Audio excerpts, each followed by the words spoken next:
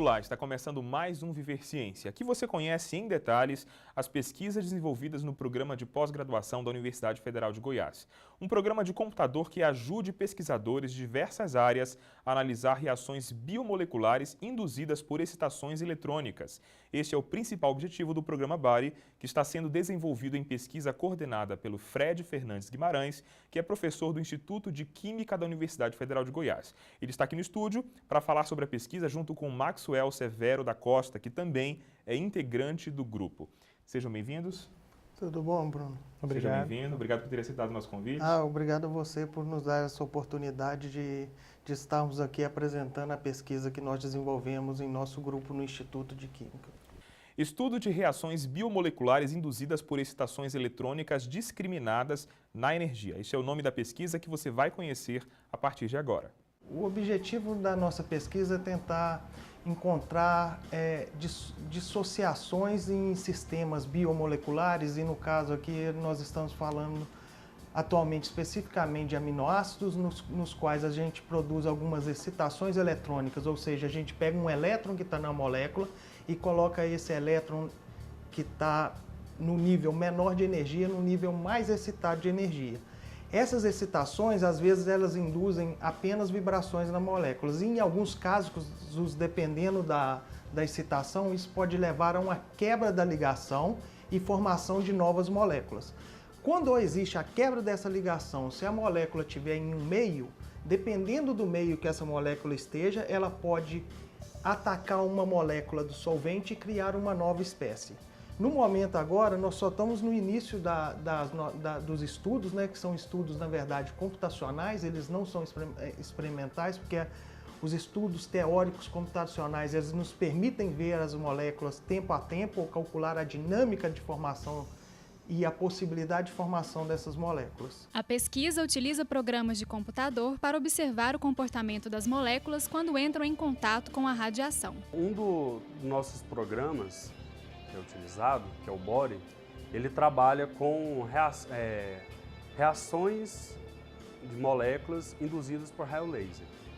Posteriormente, aí dessa forma a gente consegue entender o que acontece com organismos, com moléculas, quando sofrem uma radiação de raios laser, principalmente no espectro de raio-x.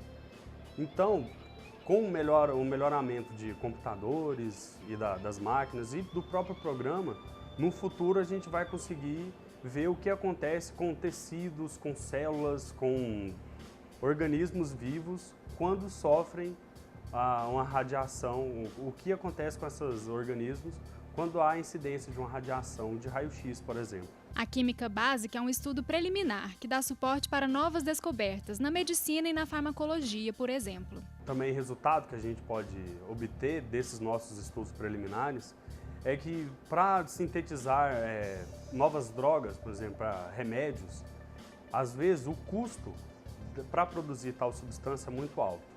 Então, usando raio-x, como a gente já teve em resultados nas nossas simulações, a gente pode usar um raio-x, por exemplo, para realizar uma quebra na molécula, formando assim um novo composto.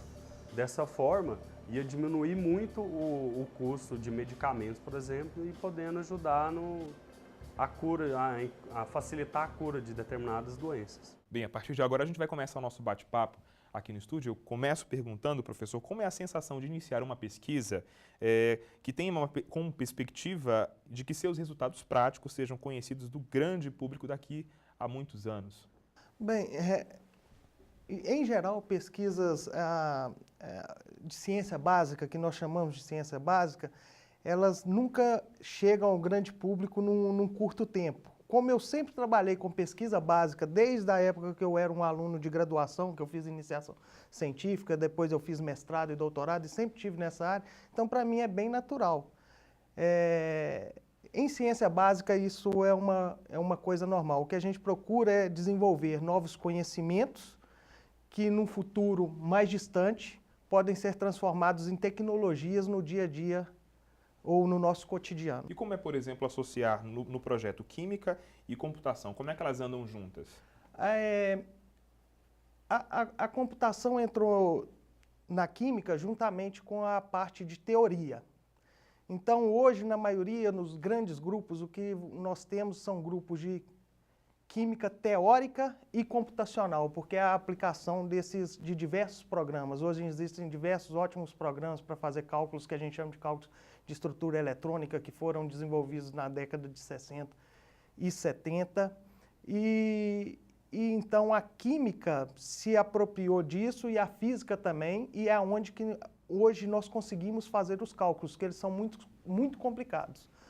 Por exemplo, eu dou uma disciplina no Instituto de Química chamada Química Quântica, e nessa disciplina, por exemplo, eu mostro para os alunos que a gente consegue resolver de forma analítica exata até o átomo de hidrogênio, utilizando a mecânica quântica.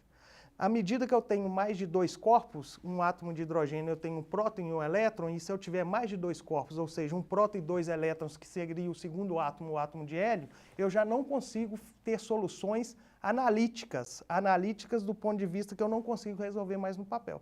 Então, para resolver esses sistemas multieletrônicos, a gente tem que tomar como base o computador, porque a gente tem que fazer os cálculos no computador. Não tem mais jeito de eu ter uma fórmula fechada para obter os resultados. Daqui a pouco o Maxwell Severo também falar com a gente, falar mais sobre este assunto.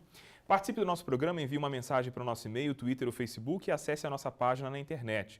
O Viver Ciência vai para um rápido intervalo, voltamos em seguida para entender as aplicações desta pesquisa e como ela pode beneficiar a sociedade. Continue com a gente. A ciência é viva quando ela serve de base teórica para os nossos conhecimentos, porque a partir daí estamos mais aptos para resolver determinados tipos de problemas.